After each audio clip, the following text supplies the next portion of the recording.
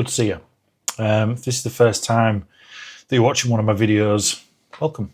My name's Rich, and I think I'm on a week streak now of posting long form videos here on YouTube, which is quite an accomplishment for me. I have to say, I did a 30-day grip challenge back in August, September time last year, so in 2024. And that was the longest consecutive, the longest period of consecutive posting that I'd done on YouTube. But I was doing one specific type of, of content, for the channel. And I'll be honest, it felt like a chore after a little while. Whereas the way that I've been doing things for this last week, I'm actually really excited every day that I come to, turn the camera on and just sit down and speak. So if you're watching, this video at this point in time, thanks for watching. I'm becoming very intentional in 2025 about wanting to grow and eventually monetize, my YouTube channel, because it's something that I've wanted to do, for a very long time. I've always been, from the first moment I was introduced to, to YouTube, when I was a lot younger. I remember me and my brothers sitting around and watching funny things, that used to be on there, probably are still on there now. And also, I've used YouTube a lot over the years to learn things, and become, dare I say, a fan, of a lot of people, on the platform as well. So it's actually given me a lot. And I'm at a point in my life, I'm heading to, towards being 40. And I've always enjoyed teaching, sharing my knowledge with people. It's something that, I've done in my personal life, but also, inside of my businesses, for some time as well. I thought if I share my life, relationship, business lessons and insights as if I was talking to a younger version of myself, then, perhaps, another person might be able to, learn from some of those things or not make the same mistakes that I have. Quite simple, really. So it's quite exciting. So thanks. It's actually Elaine's birthday, so the day of me recording this, it's my wife's birthday, and so we've just come back. We're now back at home, but we've been away for a couple of nights, and we were giggling about something last night, where we'd been walking around the city of where we'd stayed, and I noticed like was it a billboard, a poster on the side of a bus for a particular film. And the actual film is called We Live in Time. Yeah, We Live in Time. Yeah, Florence Pugh and the chap that played one of the Spider-Man characters. Anyway, I couldn't remember the name of the film when we were on the hotel bed. So I started looking, for the name. And Elaine's like, what's it called? And I was at 100% certain that the film was called I Have Time or something. But I was so clung on to the word have. I said to her, if I type in cinema have into Google, it'll come up, because that's what's in the cinema right now. That's dead certain. Like, I'm a man of conviction. And what do they say about John Wick? Sheer will. And conviction. I was like John Wick level of certain that this is what, the film was called. So anyway, I typed in Google and, we were looking around. And anyway, after a few minutes, I was like, Elaine said, I can see the name. I can see the name of the film on the side of the bus that went past earlier. It's Have, right? And because I was so sure, this certainty was rubbing off, onto her. So we're both Googling for what, this film, the film name, and searching for the completely wrong things. All of these random search results, as you can imagine, were coming up. So we stopped for a moment. We sort of recalibrated and sort of said, I don't think it's called what we think it's called, I think it's called something completely different. I think we've actually convinced ourselves, with the majority of my help, that the film's called, whatever it was, the wrong thing. So instead we looked for, the actor and actress that starred in it, and then it came up. And it, clear as day, on my phone, on the search result, We Live in Time. And at this point, we weren't even interested in looking to see where we could go watch it. The discussion basically broke out into, look how convinced we were that that's what it was. And maybe it's one of those moments of where, I'm trying to describe it, for what it was. Maybe it's like you had to be there.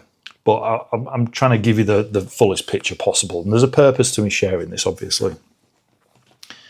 So we started talking about how certain, we can be, us, her and I, us as individuals, on particular things.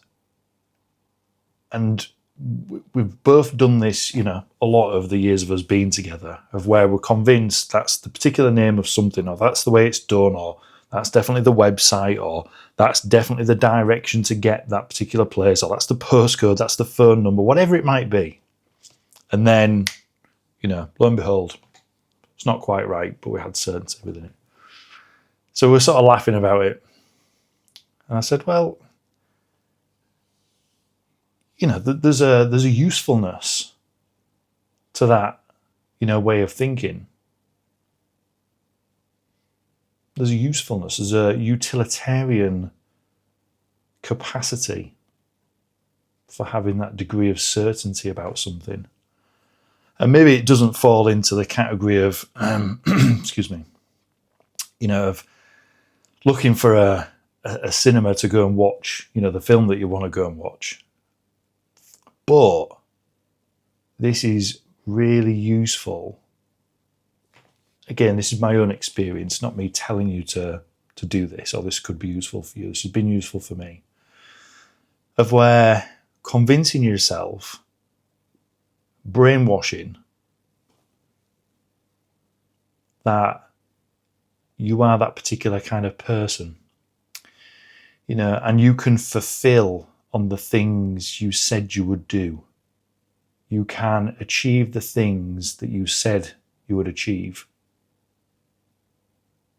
And speaking to yourself in such a manner and with such a level of conviction that no other outcome can come to fruition apart from that. Now, we realise when we're talking about this that there is a thin line, between delusion and bearing down upon your goals, your desires and your dreams. 100%. I totally get that. You'd be delusional. Elaine came up with a few easy examples when we were talking. She said, well, if someone could be delusional and say, well, what did she say? She's talking about being in a Miss Olympia, competition in 3 months' time, and win it. So you can't talk yourself into doing that. There's a practicality and a timeline, to that type of thing. There's so many different, obstacles or whatever it might be that would get in the way of that, outcome.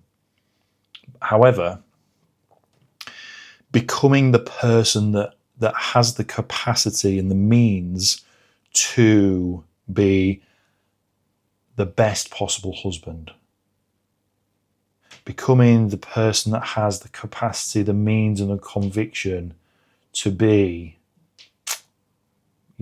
that person that climbs every position, in the company to then, be offered the CEO role, to be the person that has the convictions, the means the drive and the certainty to build their business to whatever lofty heights they have set. That is reality. That is truth. So be careful not to walk the lines of delusion. This is not me telling you can, like, or for myself, I wouldn't attempt to convince myself that, I could be Mr. Olympia, by the end of this year, because that's not something I personally desire, and it's not something that you could do. However, within the realms of possibility, what can you achieve? What can you talk yourself into? What can you have such a devout level of conviction towards that by thinking, talking, and being that way, that you act in alignment with that? A really practical and easy example of this. I share this with people all the time that haven't served in the military. One of the common practices, when I was serving, was to move up to the next rank, because that was like your next goal. You wanted to take on more responsibility. You wanted to help lead better. To help provide a more well-rounded and protective force, for why you were serving. So you would look up to the next rank, at least one rank above you, to see how to behave, how to dress, the responsibilities that you would need to take on. And you would look upwards. You would look upwards, into the ranks. And the same thing. It's exactly the same thing, with whatever you do. If you look into, really effective communities, the ecosystems of where people exist, same thing. People learn from each other and they pass knowledge down, they pass wisdom down. And the mindset, the collective mindset of those communities becomes about learning to be the next version of yourself, the next identity. And these people, and I certainly had, a level of conviction, when I was serving in the military, and then have done in other, pockets and departments of my life, of where I've never been delusional enough to think that I can just look inwards. I have to find a level of inspiration somewhere in something or someone else. For if it's work ethic, if it's for how to communicate better, if it's how to, create a better product, a better service.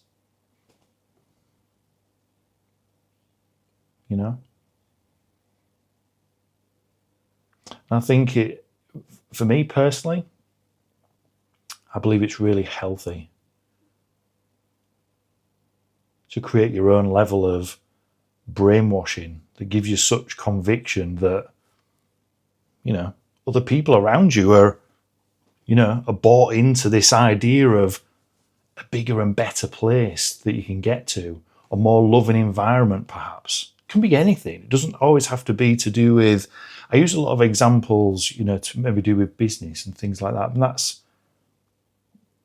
it's not intentional. I'm just using my own environment.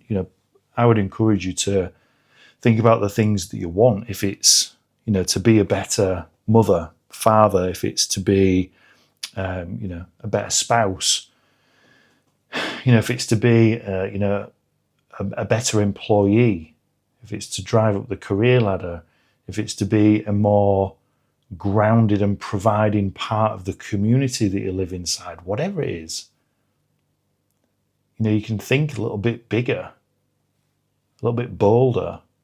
And with that, like, this is what I am doing. I can search this up right now. I can search on Google for this and I will find the thing that I'm looking for. That level of, this is the thing. puts trust and empowers others, to do similar. Whereas if you behave in the opposite way, and I've seen this, and it breaks relationships, it breaks communities down. Of where the opposite kind of character, of where nothing is possible and everything is hard work, everything is draining, everything is, negative. Even just saying it, even just tangenting for 30 seconds is, taking the energy out of my body, to be honest. That's not inspiring. There might be some truth behind it sometimes, and that's fine. But, one of the...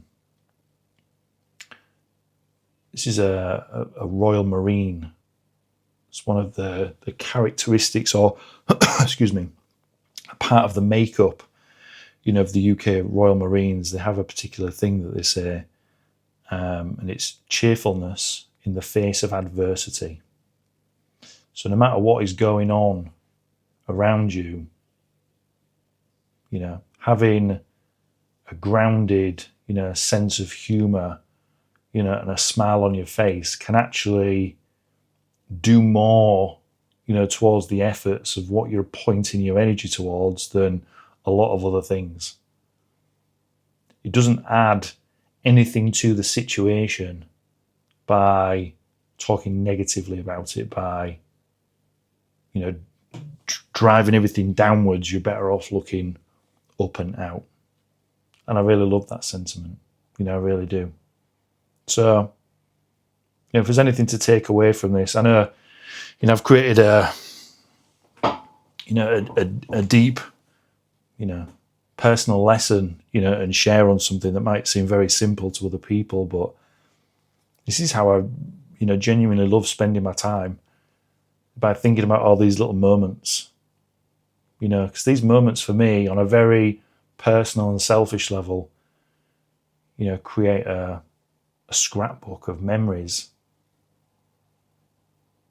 a scrapbook of memories of my own life and the people that, I spend it with. I think that's pretty cool. Anyway, thanks for tuning in. See you again.